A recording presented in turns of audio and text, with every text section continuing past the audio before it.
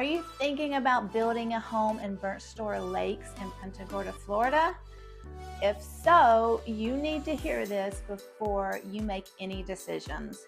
There are some costs and requirements I didn't know about, and I want to make sure you don't get caught off guard like I did. Hi, I'm Shelly. My husband and I recently sold our house. We're now renting and looking for our next property right here in Southwest Florida. And being both a recent seller and a buyer has given me a whole new realtor perspective. It has also helped me understand even more exactly what emotions and feelings you might be going through right now. That's why I want to share what I've learned about building in the Burnt Store Lakes community, because some of it surprised me and it just might surprise you too. Eric and I were looking at a pair of beautiful side-by-side lots in a cul-de-sac, quiet, private, and backing up to a wooded area. We brought our builder out to take a look, and that's when the surprises started. So to meet setback rules and fit a house on these two lots, we had to cut down several trees. And what we didn't know is that the removal comes with a hefty price tag of $6,000 per tree. Our builder reported he just paid $24,000 in fees for tree removals on another home he's building right here in the Burnt Store Lakes area as well. That was my biggest shocker of building in this area, but that's not the only fees you will run into. Here's a few other fees. The builder completion deposit of $10,000, which is refundable if there are no violations. A clean site deposit of $3,000, a pool clean site of another $3,000, and when you get ready to hook up your water and sewer, that's going to be another $13,000. If your builder doesn't keep the site clean, they'll pull the cleanup cost from those deposits minus this water and sewer hookup. So you want someone organized and experienced with building here. Next, let's talk about the roofing requirements here. In this community, you're required to build with either a tile or metal roof. And for us, a tile roof added an additional $10,000 to our build estimate, and for a metal roof, it was closer to $15,000. Of course, this can vary on your house size and builder, but it's not optional. You have to do tile or metal. And to give you an idea about what size our house we were building was about a 2,000 square foot house. Let's talk about the landscaping requirements and what you need to know. One thing I actually liked about the landscaping requirements, but also hadn't budgeted for, was that Burnt Store Lakes requires every new build to include a professional landscaping package.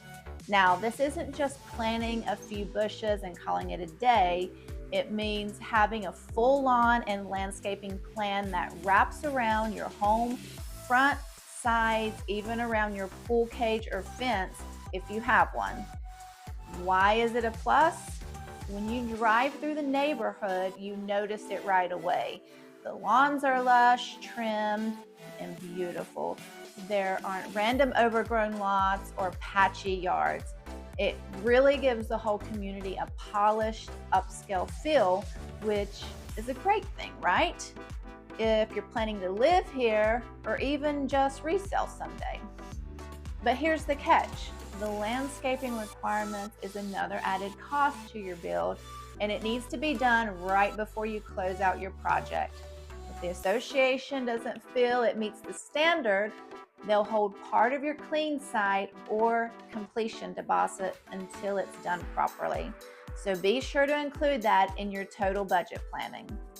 The bottom line, yes, it's an expense, but it's also part of what makes Burnt Store Lakes such a well-kept and desirable community. So, is Burnt Store Lakes still worth it?